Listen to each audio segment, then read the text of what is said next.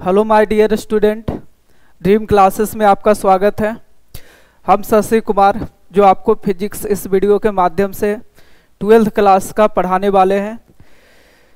पहले हम आपको बता दें कि 12th क्लास का जो फिजिक्स है ये थोड़ा सा मैथमेटिकल पोर्शन होता है, थोड़ा कठिन का सामना करना पड़ेगा और हम लेके चलेंगे एनसीईआरटी के बेसिस पे जो भी कॉन्सेप्ट रहेगा एनसीईआरटी में उसी को आपको डील करने वाले हैं, यानी कि अध्ययन करेंगे।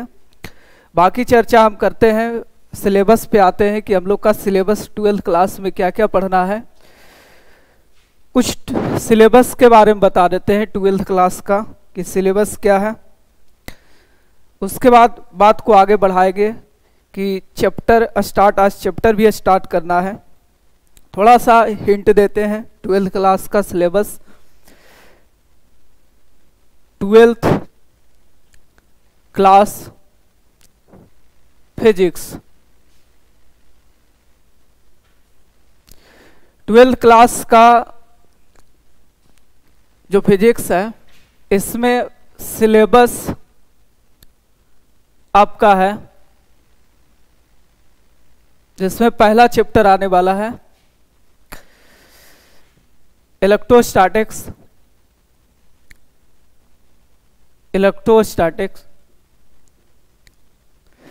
इसको हिंदी में, ऐसे तो हम लोग बिहार बोर्ड की तैयारी कर रहे हैं हिंदी के माध्यम से, हिंदी माध्यम से, इसलिए हम ज़्यादा करके कोशिश करेंगे आपको जो भी एक्सप्लेन करना है या हेडिंग डालना है या छोटा टॉपिक डालना है सब आपको हिंदी के माध्यम से ही बताएंगे। इलेक्ट्रोस्टैटिक्स का हिंदी होता है स्थिर वैद्युतिकी, इसको कहते हैं। सेकंड जो आपका है, ऐसा इलेक्ट्रोस्टैटिक्स में आपका क्या पढ़ना है, इसमें क्या टॉपिक है, सब टॉपिक है। जिस समय आपको चैप्टर इलेक्ट्रोस्टैटिक स्टार्ट करेंगे उस समय आपको सभी टॉपिक के बारे में बता दिया जाएगा कि इलेक्ट्रोस्टैटिक्स में क्या क्या पढ़ना है। और एक चीज़ बता देते हैं कि आपको जितना भी एनसीईआरटी में पढ़ना है टोटल आपको सिलेबस आपको पढ़ाया जाएगा वीडियो के माध्यम से। और मेरा एक कोशिश रहेगा कि बिहार बोर्ड का जो भी क्वेश्चन आए वो आपका जितना भी पढ़ाया गया है वीडियो के माध्यम से उतना उसी से आपका क्वेश्चन रहेगा, एक्स्ट्रा कोई क्वेश्चन बाहर नहीं रहेगा। तो पहला चैप्टर हो गया इलेक्ट्रोस्टैटिक्स, दूसरा current electricity, current electricity, Hindi में इसको कहा जाता है विद्युत धारा। विद्युत धारा। तीसरा चैप्टर है, तीसरा chapter magnetic effect, magnetic effect of electric current या करंट, इसको हिंदी में बोलते हैं विद्युत धारा का चुंबकीय प्रभाव, इसको कहते हैं हिंदी में। तीसरा, चौथा मैग्नेटिज्म, मैग्नेटिज्म जिसको हिंदी में कहते हैं चुंबकत्व, चुंबकत्व हिंदी में कहा जाता है। पांचवा है जो चैप्टर वो आपका पढ़ना है electro magnetic effect,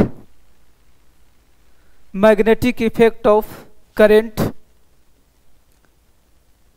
magnetic electromagnetic effect of current. छठा अल्टरनेटिंग करंट, अल्टरनेटिंग करंट,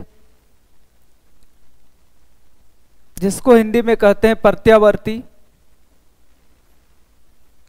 प्रत्यावर्ती धारा।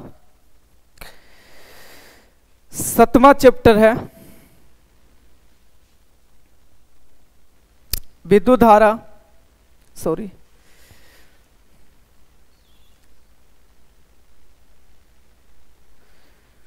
7वां चैप्टर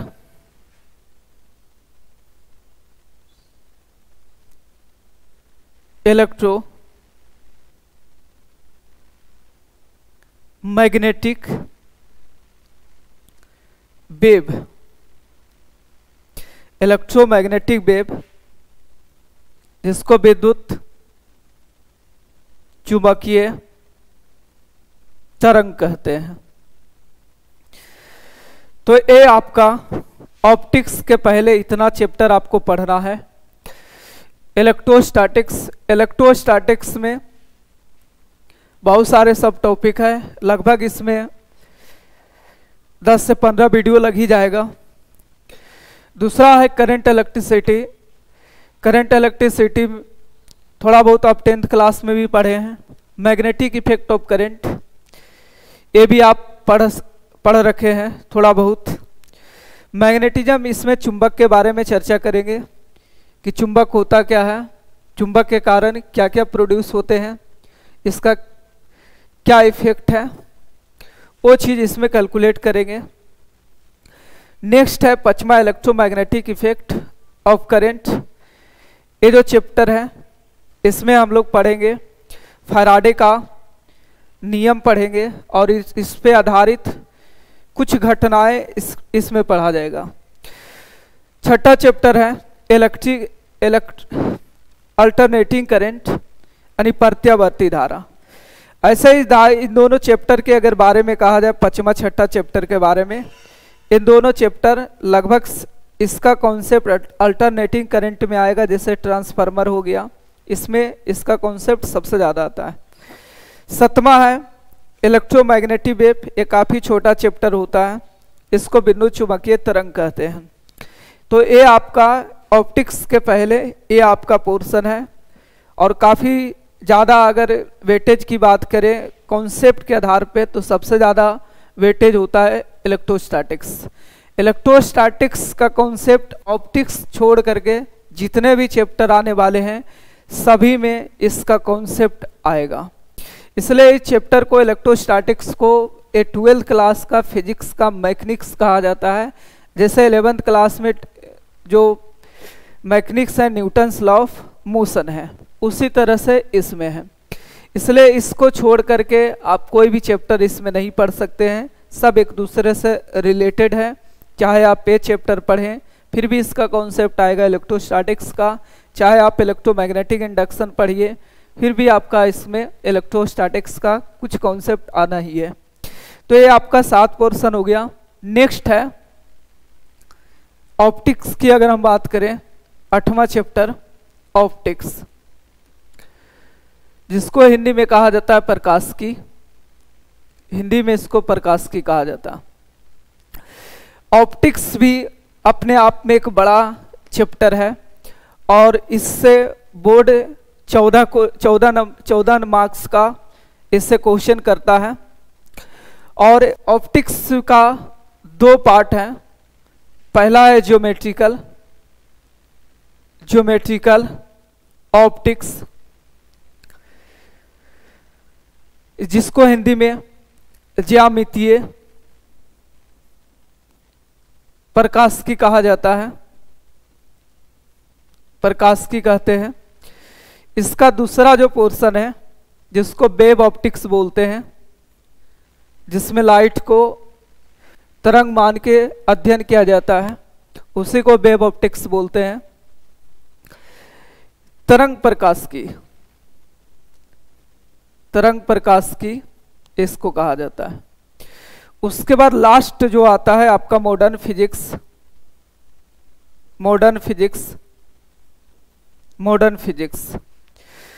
आधुनिक फिजिक्स, आधुनिक भौतिकी, हिंदी में कहा जाता है। ऐसे हमें हिंदी ही लेके ज़्यादा चलना है। ऐसे हेडिंग डलवाए हैं तो यहाँ पे इंग्लिश और हिंदी लिख दिया है, ज़्यादा कोशिश करेंगे हिंदी लिखने का। और मॉडर्न फिजिक्स में आपका आ जाएगा photo electric effect, photo electric effect, photo electric effect आ जाएगा।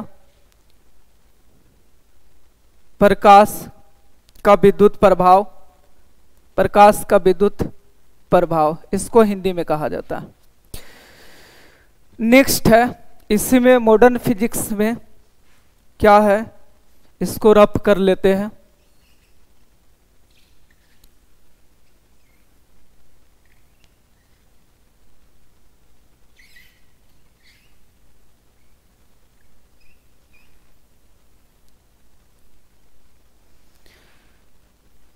दूसरा इसमें आने वाला है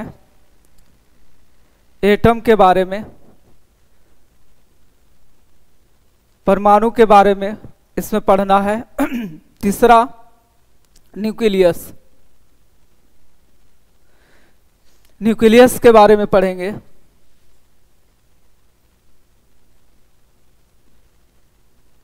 नाभिक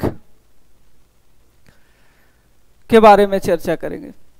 ऐसे बता दे जानकारी के लिए, मॉडर्न फिजिक्स का जो भी आप कॉन्सेप्ट पढ़ेंगे फिजिक्स में, वो पहले से आप केमिस्ट्री में पढ़ रखेंगे, पहले से आप केमिस्ट्री में पढ़े हुए होंगे जो आपका मॉडर्न फिजिक्स का कॉन्सेप्ट है। उसके बाद नेक्स्ट है, चैप्टर ही मान लेते हैं 10, सेमीकंडक्टर।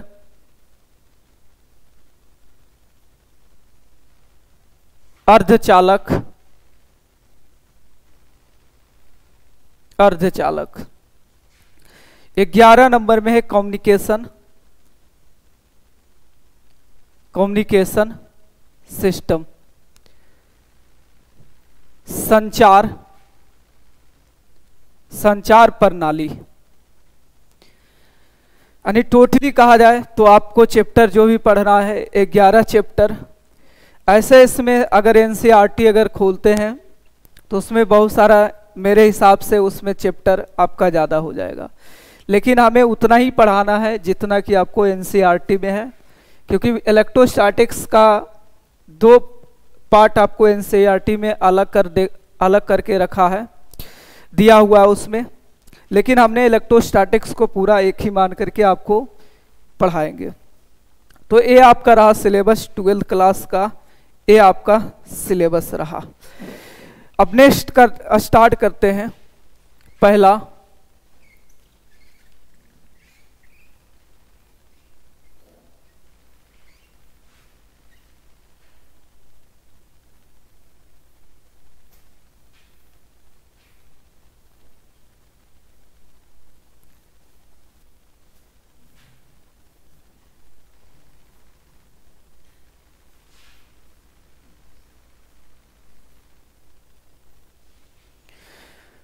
पहला चैप्टर स्टार्ट करते हैं।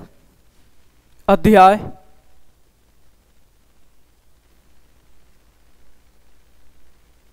अध्याय 1,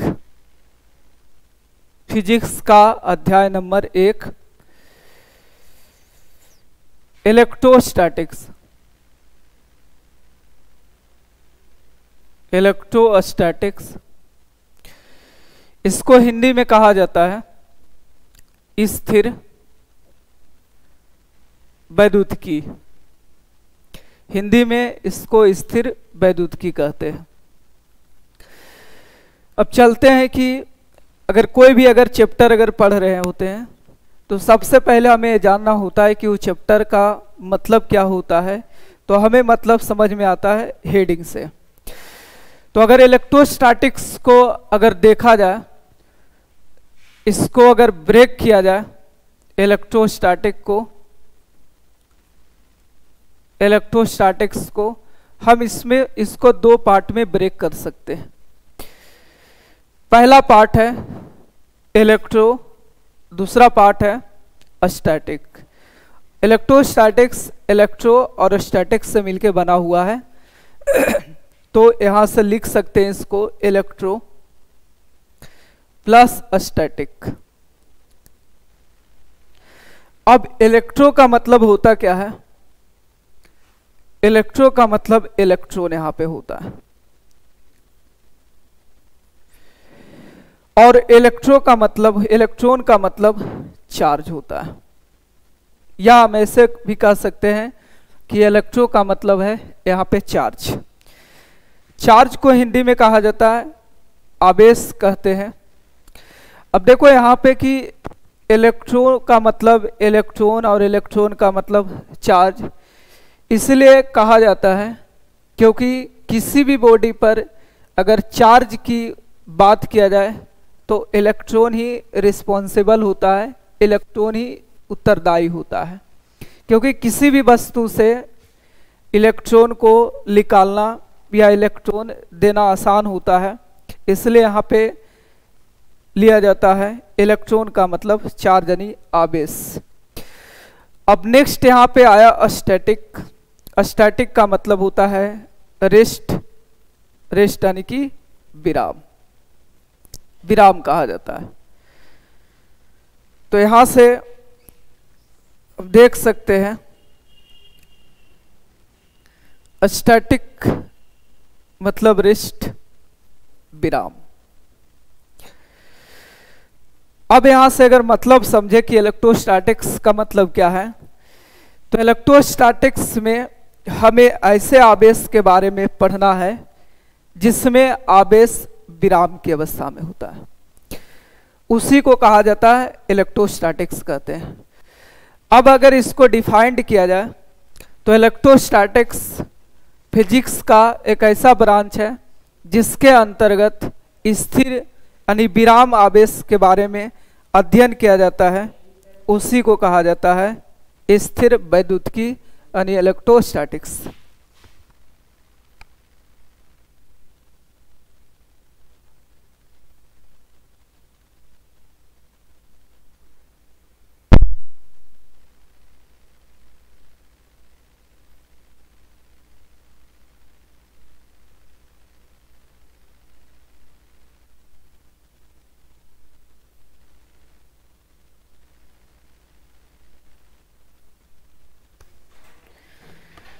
चलिए ठीक है, तो फिर से देखते हैं कि इलेक्ट्रोस्टैटिक्स को हमने दो पार्ट में ब्रेक किया है, ब्रेक कर सकते हैं, एक आवेश दूसरा विराम। तो इलेक्ट्रोस्टैटिक्स के अंतर्गत ऐसे आवेश के बारे में अध्ययन किया जाता है, अरे पढ़ा जाता है जिसमें आवेश विराम की अवस्था में होता है, उसी को कहा जाता है स्थिर वैद्युतिकी कहते हैं। लेकिन कुछ ऐसे चीज है कि जहां पे आवेश कुछ समय के लिए, कुछ टाइम ऑफ ड्यूरेशन के लिए चार्ज मूव भी करता है। जैसे आगे हम पढ़ने वाले हैं कि प्रेरण के द्वारा वस्तु को, कंडक्शन के द्वारा जब किसी भी वस्तु को आवेश दिया जाता है तो वहां पे चार्ज कुछ समय के लिए मूव होता है। लेकिन लगभग इसमें केसेस जो भी आने वाले हैं सब के सब चार्ज वहां पे रेस्ट ही होगा इलेक्ट्रोस्टैटिक्स के अंतर्गत। तो इलेक्ट्रोस्टैटिक्स का मतलब आपको समझ में आया होगा कि इलेक्ट्रोस्टैटिक्स का मतलब क्या है। तो इलेक्ट्रोस्टैटिक्स फिजिक्स का एक ऐसा ब्रांच है, ऐसा एक शाखा है जिसके अंतर्गत स्थिर आवेश के बारे में अध्ययन किया जाता है, उसी को कहा जाता है इलेक्ट्रोस्टैटिक बोलते हैं। अब इलेक्ट्रोस्टैटिक्स की बात हो चाहे और कोई अदर ऑप्टिक्स के पहले की बात हो, ऑप्टिक्स का की बात हो, तो आपको हमेशा चार्ज ही आएगा और चार्ज के ही इफेक्ट और चार्ज के ही बारे में आपको पढ़ना है। तो समझते हैं कि चार्ज आखिर होता क्या है, चार्ज किसको कहते हैं और चार्ज कितने टाइप का होता है। नेक्स्ट है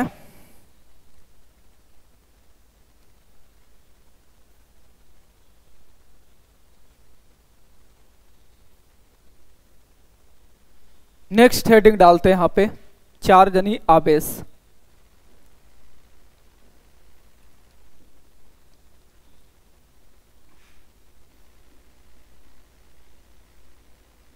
आवेश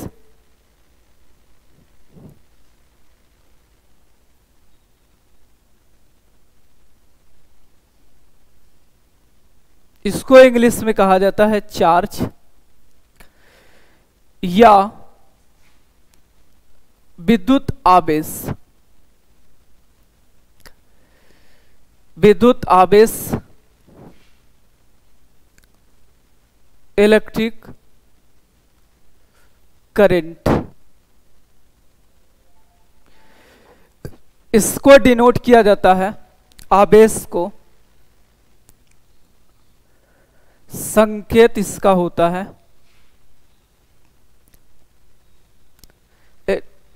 स्मॉल की या कैपिटल क्यू से इसको डिनोट किया जाता है। इसका डेफिनेशन क्या होता है? तो आवेश किसी भी पदार्थ का वैसा गुण है जिसके कारण विद्युत क्षेत्र और चुंबकीय क्षेत्र उत्पन्न करता है, ऐसे गुण को आवेश कहा जाता है। आवेश को आप देख नहीं सकते हैं, इसका इफेक्ट को आप फील कर सकते हैं। जैसे जब किसी भी, आप घर में ये एग्जांपल ले सकते हैं, आपका जो बोर्ड है उसमें आपका फीलिंग बहुत अच्छा आएगा चार्ज का, तो चार्ज का फील आप देख सकते हैं। लेकिन इसको आप देख नहीं सकते हैं। तो चार्ज क्या हुआ? चार्ज किसी भी पदार्थ में वैसा गुण है जिस गुण के कारण अपने चारों ओर विद्युत क्षेत्र और चुंबकीय क्षेत्र उत्पन्न करता है, उसी को कहा जाता है आवेश बोलते हैं। यह आवेश का दूसरा एक और डेफिनेशन है। ऐसे कहा जाए कि आवेश का बहुत सारे डेफिनेशन है। दूसरा डेफिनेशन है कि आवेश किसी पदार्थ में अगर है तो वस्तु को आकर्षित भी करता है और विकर्षित अगर कर रहा है, तो ऐसे अगर गुण किसी भी पदार्थ में है तो उस गुण को कहा जाता है आवेश कहते हैं।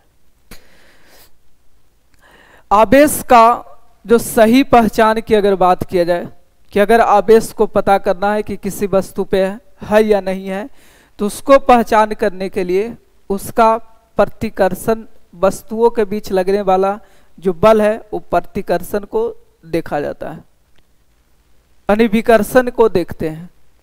क्योंकि आकर्षण से किसी भी पदार्थ में आवेश का गुण है या नहीं है उससे आप जज नहीं कर सकते। क्योंकि अगर देखा जाए तो दो द्रव्यमान के बीच लगने वाला जो फोर्स होता है न्यूटन के अनुसार वो आकर्षण फोर्स होता है। तो अगर किसी भी दो वस्तु में अगर आवेश देखना है तो आवेश के अलावा अगर वस्तु में द्रव्यमान है तो उसको आकर्षित भी करेगा। तो उसको अगर पता करना है उस वस्तु पे कि आवेश है या नहीं है, तो प्रतिकर्षण से हमें पता लगेगा कि उस वस्तु में आवेश है या नहीं है। तो आवेश का यहाँ पे डिफिनीशन लिख देते हैं कि आवेश क्या है। तो आवेश किसी वस्तु में उपस्थित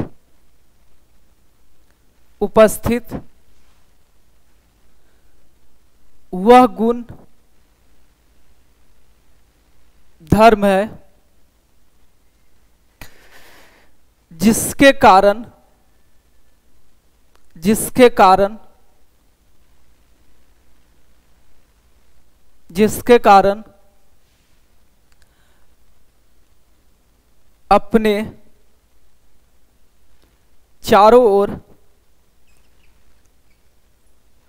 अपने चारों ओर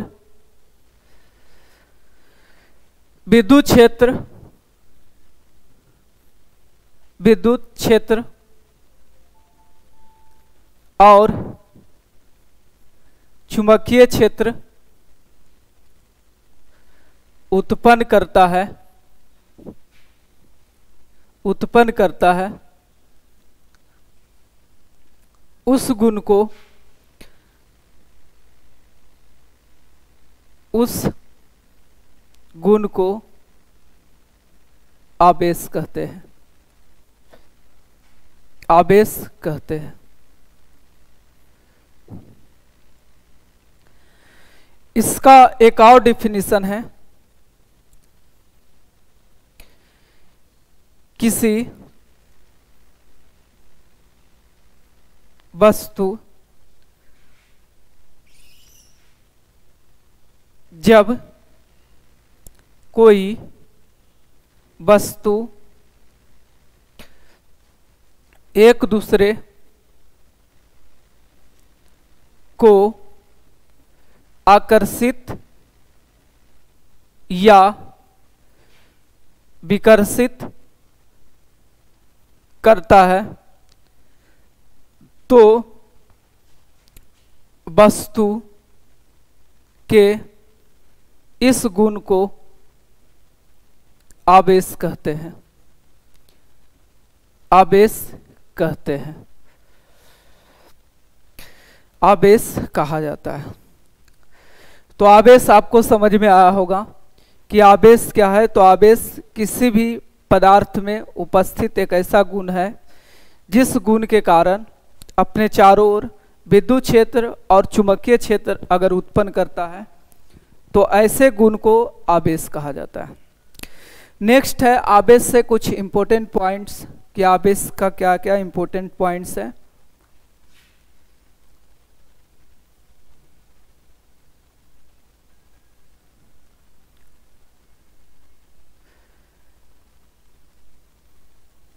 अब नेक्स्ट है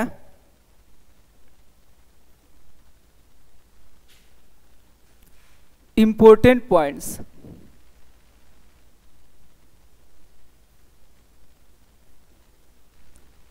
इंपॉर्टेंट पॉइंट्स, पहला इंपॉर्टेंट पॉइंट्स जो सब लोग जानते हैं कि आवेश दो प्रकार का होता है।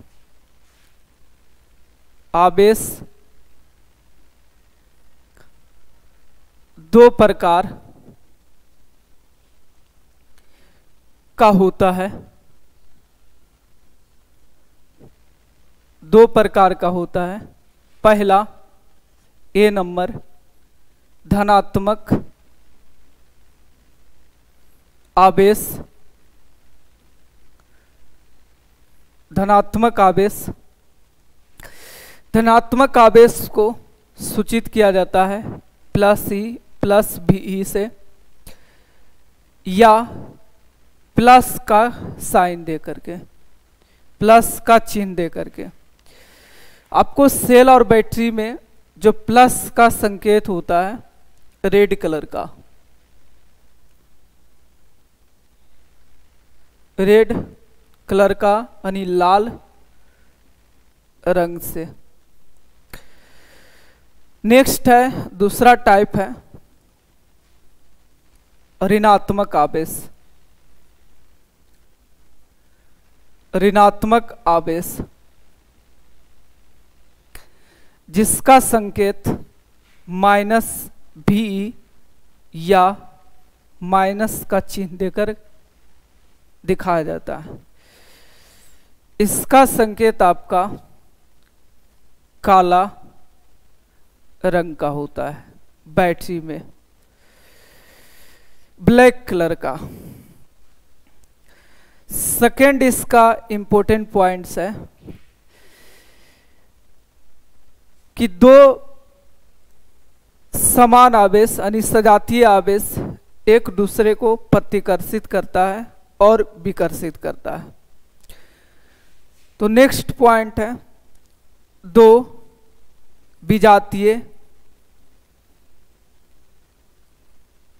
विजातीय आवेश एक दूसरे को प्रतिकर्षित या विकर्षित करता है। प्रतिकर्षित या विकर्षित करता है।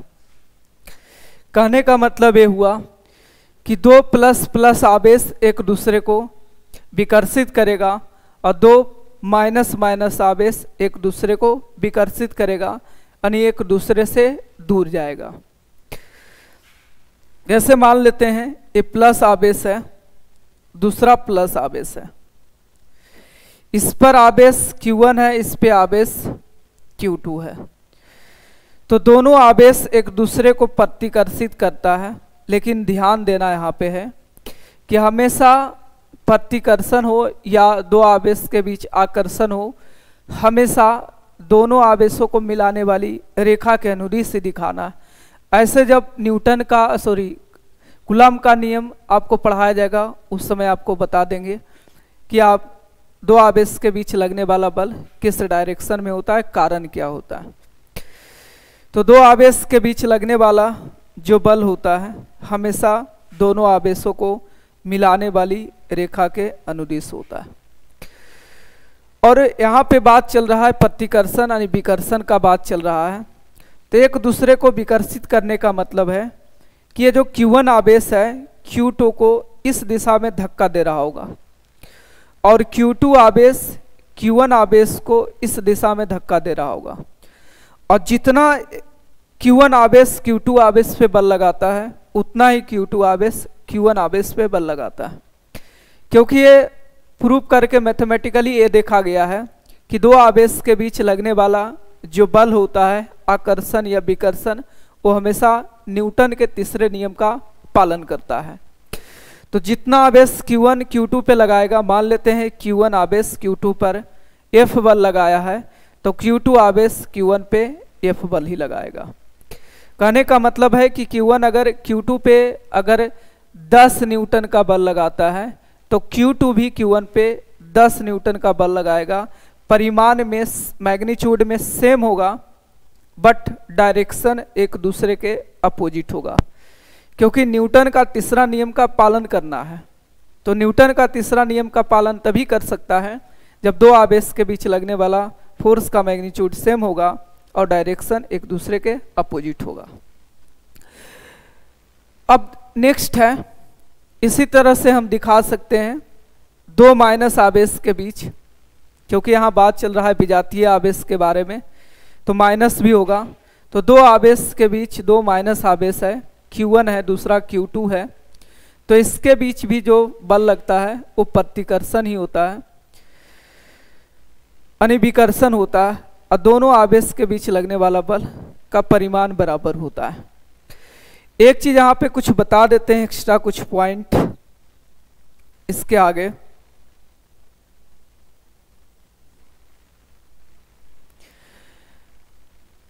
कि अगर मान लेते हैं Q1 आवेश Q2 पर बल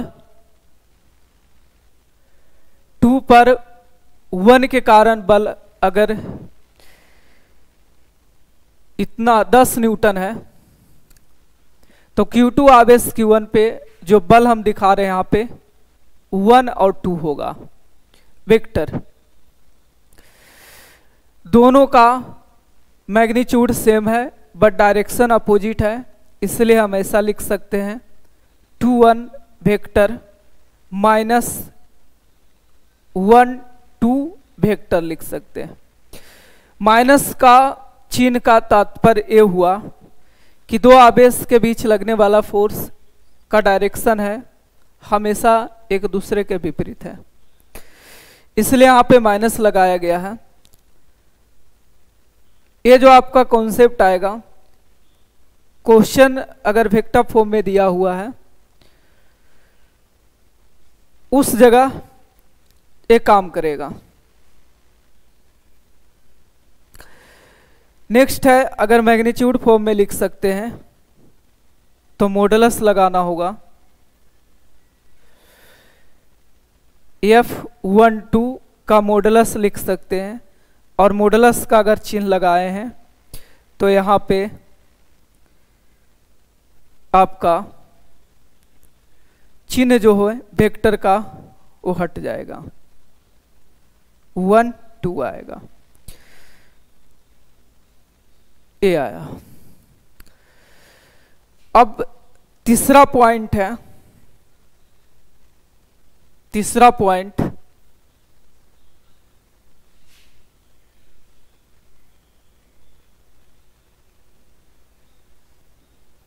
तीसरा पॉइंट, विजातीय आवेश एक दूसरे को आकर्षित करता है, आकर्षित करता है, आकर्षित करता है।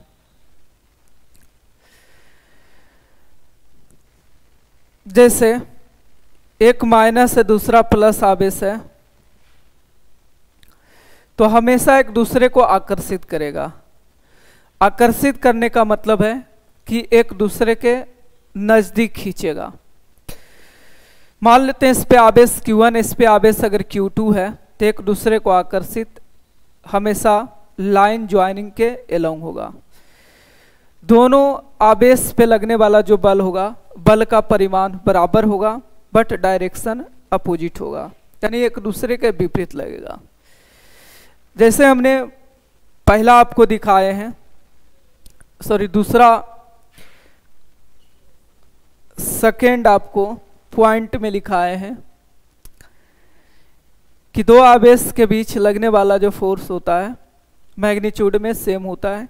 उसी तरह से आप यहाँ भी देख सकते हैं कि अगर दो आवेश के बीच अगर आकर्षण है, तो इसके बीच भी लगने वाला बल का परिमाण समान होगा, बट डायरेक्शन अपोजिट होगा। दोनों केस में डायरेक्शन अपोजिट होगा, मैग्नीट्यूड सेम होगा, यानी न्यूटन का तीसरे नियम का पालन करता है।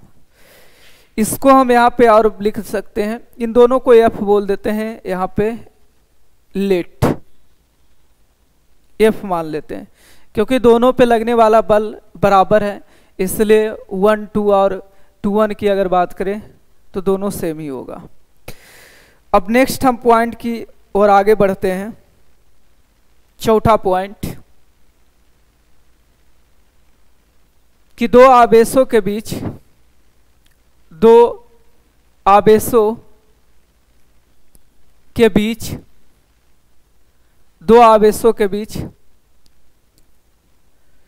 लगने वाला बल न्यूटन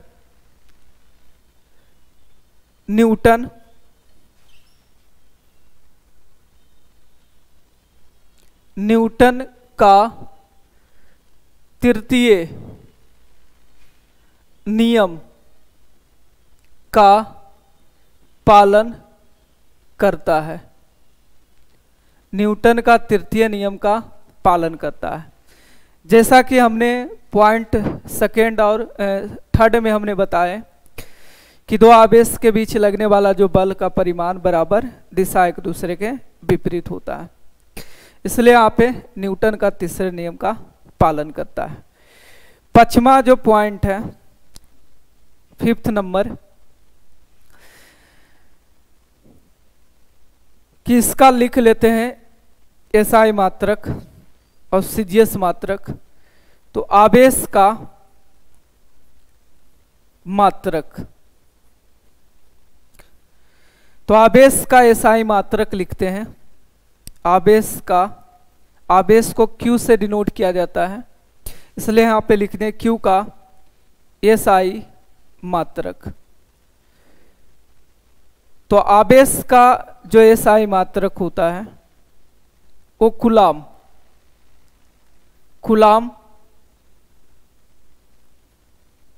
कूलम, इसको संक्षेप में C से डिनोट किया जाता है, कैपिटल C से डिनोट करते हैं, कैपिटल C से। अगला पॉइंट है इसी में, आवेश का CGS मात्रक। आवेश का CGS मात्रक होता है अस्टाइट कूलम, इसको इंग्लिश में अस्टाइट कूलम लिखा जाता है। इसका संकेत होता है अस्टाइट C से सूचित किया जाता है। आवेश का CGS मात्रक एक और होता है जिसको हम बोलते हैं स्थैतिक विद्युत स्थैतिक मात्रक।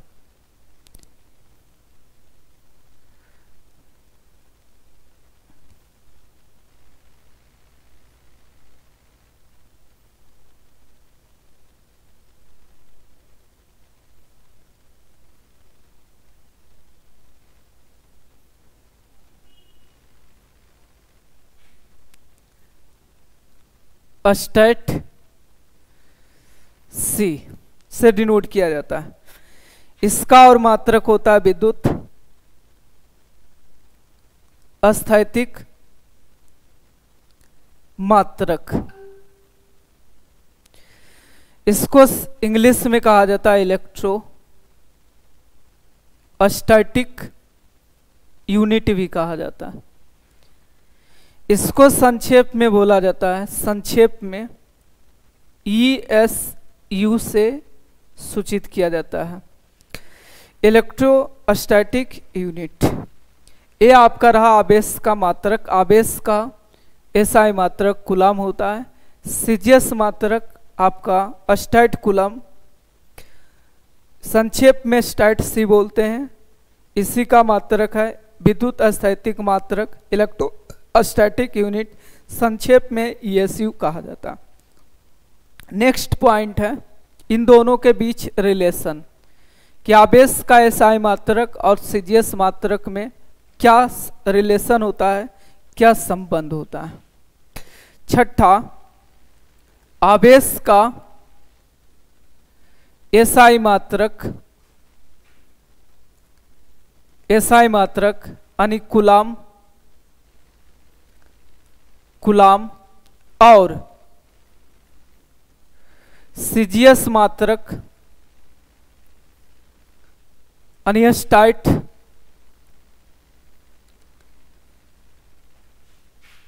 में संबंध। इससे आपका बोर्ड प्रश्न करता है, एक कूलम आवेश बराबर 3 गुने 10 पे पावर 9 स्टैट कूलम होता है। या इसी को लिख सकते हैं, लेकिन बोर्ड थोड़ा सा चालाकी करता है, चेक करता है कि और क्या कर सकता है स्टूडेंट। तो इसको लिखा जाता है 1 स्टैट, पूछ देता है कि 1 स्टैट कूलम बराबर कितना होगा। तो 1 stat coulomb is equal to लिख सकते हैं, इसको इधर भेजेंगे तो 1/3 × 10⁻⁹ कूलम हो जाएगा। इसको संक्षेप में ही लिख लेते हैं,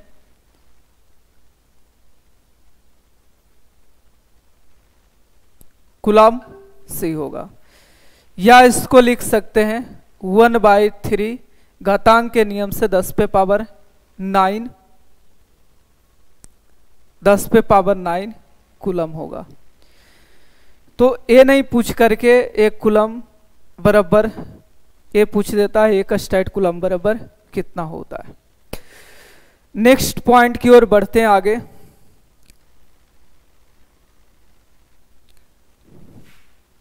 सातवां आपका पॉइंट है आवेश का बीमा। ये भी बोर्ड में पूछ रखा है, आवेश का बीमा। आवेश का बीमा किस तरह से लिखा जाता है, तो बता दें कि आवेश या किसी भी भौतिक राशि का अगर मात्रक या बीमा लिखना है तो सबसे पहले उस भौतिक राशि का सूत्र आप लिखिए।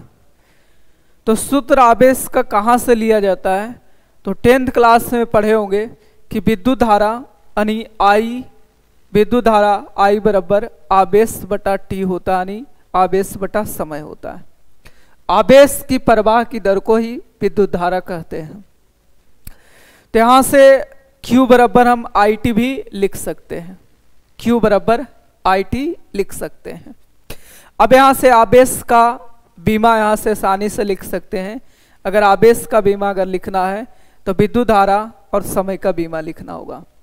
तो आप जानते हैं कि विद्युत धारा का जो बीमा होता है कैपिटल ए और समय का बीमा कैपिटल टी होता है। इसलिए यहाँ पे आवेश का जो बीमा हो जाएगा, आवेश का बीमा वो हो जाएगा एटी के बराबर। एटी यहाँ से देखो आप विद्युत धारा का बीमा कैपिटल ए और समय का कैपिटल टी होता है। तो इसको हम लिख सकते हैं एटी लिख सकते हैं। लेकिन थोड़ा सा बोर्ड में चालाकी ये बोर्ड वाले करते हैं कि यहाँ पे कैपिटल ए नहीं दे करके आई लिख देते हैं और आई टी भी बीमा लिखा जाता और यही बोर्ड पूछा था। तो आवेश का बीमा हो गया एटी या आई टी के बराबर हो गया। अब नेक्स्ट पॉइंट की ओर आगे बढ़ते हैं। 8वां पॉइंट ये हो गया आपका बीमा के बारे में। इसी में और कुछ और बताया जाए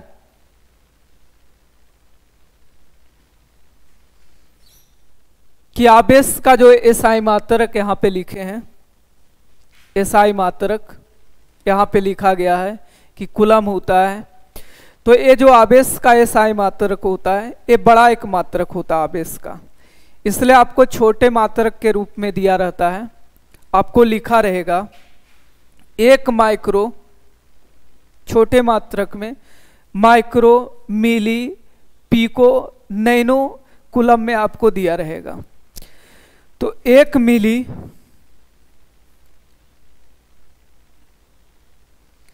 1 मिली कुलाम, 1 मिली कुलाम बराबर 1 मिली कुलम इज इक्वल टू होता है 10 पे पावर -3 कुलम। ये कोई बड़ा कॉन्सेप्ट नहीं है, आप बचपन क्लास से पढ़ते आए हैं। बचपन में पढ़े होंगे कि 1 मिलीमीटर बराबर कितना होता है, तो 10 पे पावर -3 मीटर। 1 माइक्रोमीटर बराबर कितना होता है, 10 पे पावर -6 मीटर होता है। 1 नैनोमीटर बराबर कितना होता है, 10 पे पावर 9 मीटर होता है। 1 पिकोमीटर बराबर होता है 10 पे पावर -12 मीटर होता है। यहाँ मीटर के जगह पे केवल हम यहाँ पे आवेश लगा रहे हैं। तो 1 कुलम, 1 मिली कुलम बराबर 10 पे पावर -3 कुलम होगा। इसी तरह से आपको माइक्रो में 1 micro coulomb, 1 micro coulomb, 1 micro, 1 micro coulomb, coulomb बराबर 10 पे पावर -6 कुलम होगा। नेक्स्ट है 1 नैनो कुलाम, 1 नैनो कुलाम बराबर 10 पे पावर -9 के घात कुलम। हिंदी भी बोलना जरूरी है, घात पावर तो चलते रहेगा लेकिन हिंदी बोलना जरूरी है कि 10 के घात सी होगा।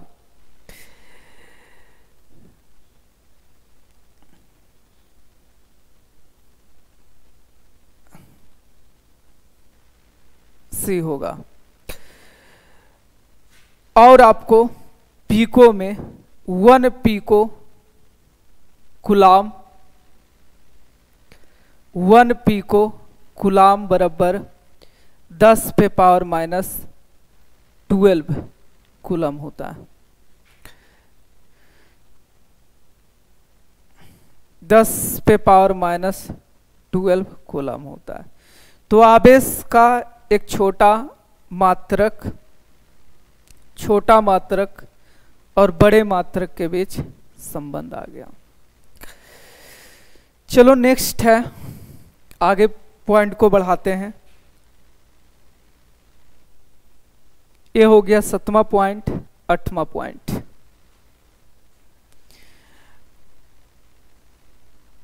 आठवां पॉइंट में क्या है,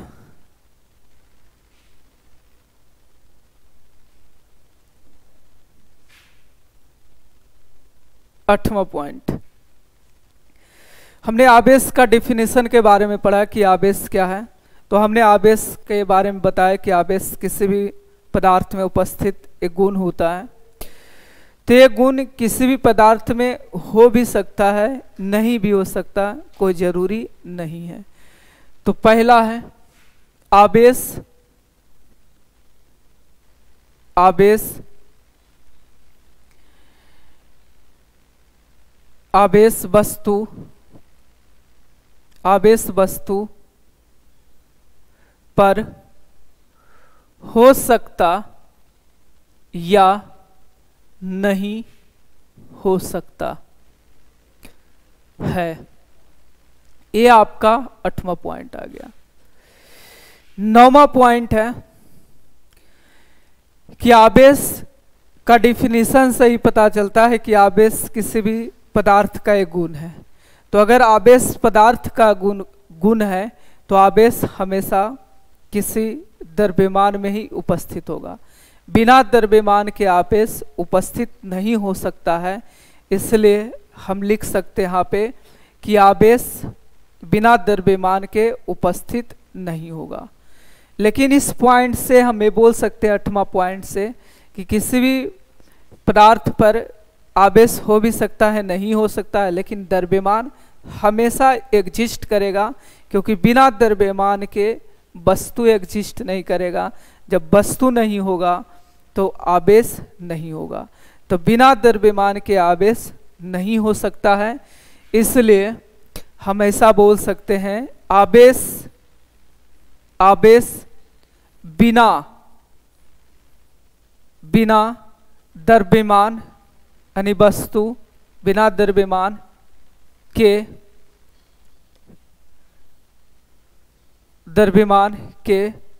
आवेश बिना द्रव्यमान के उपस्थित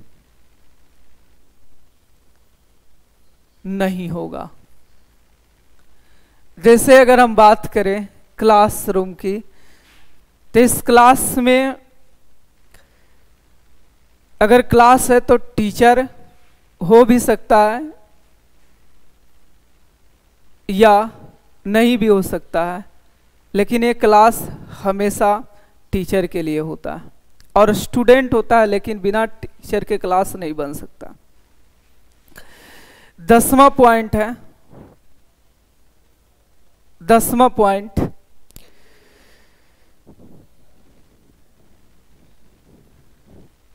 पॉइंट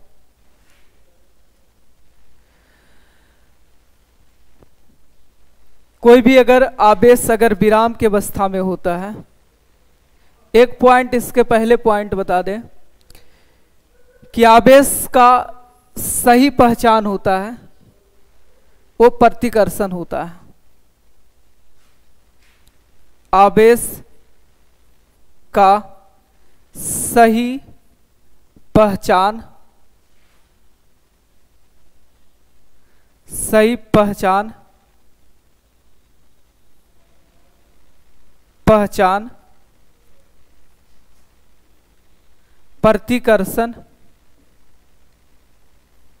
प्रतिकर्षण होता है। नेक्स्ट पॉइंट है 11 नंबर कि अगर कोई भी आवेश विराम की अवस्था में है तो केवल विद्युत क्षेत्र उत्पन्न करता है। जब आवेश विराम की अवस्था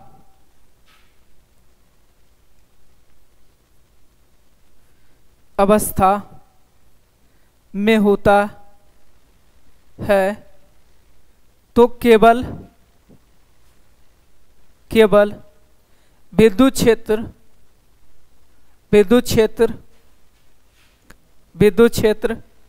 उत्पन्न करता है। विद्युत क्षेत्र उत्पन्न करता है।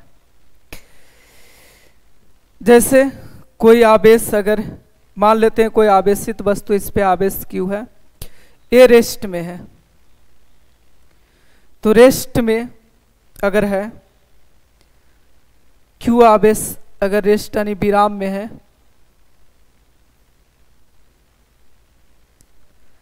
तो केवल विद्युत क्षेत्र उत्पन्न करेगा, ओनली इलेक्ट्रिक फील्ड। केवल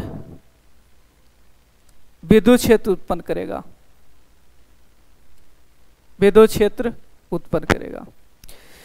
अगला पॉइंट है 12वां पॉइंट,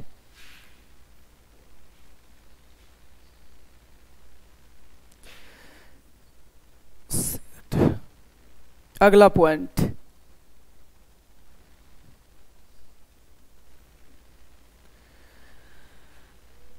जब आवेश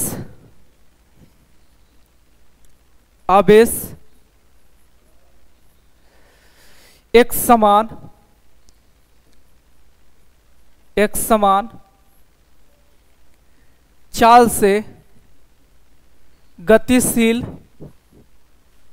होता है तो दोनों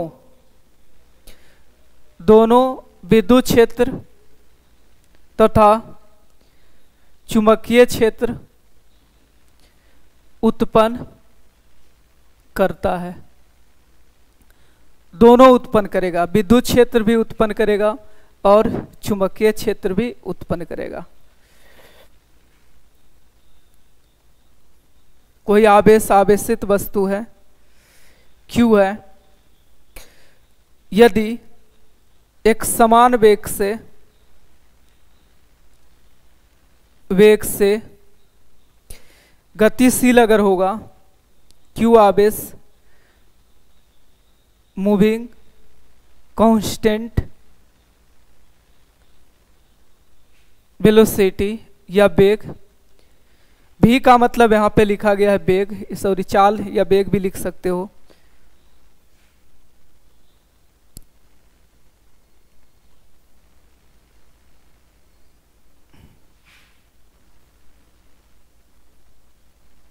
चाल से अगर गति करता है तो विद्युत क्षेत्र प्लस चुंबकीय क्षेत्र दोनों उत्पन्न करता है। नेक्स्ट पॉइंट है 13वां पॉइंट,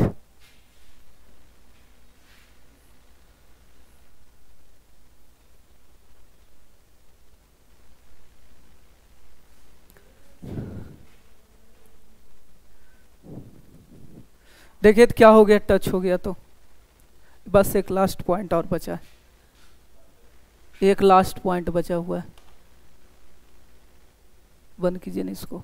यहाँ पे देखिए ना, एक लास्ट पॉइंट और बताना।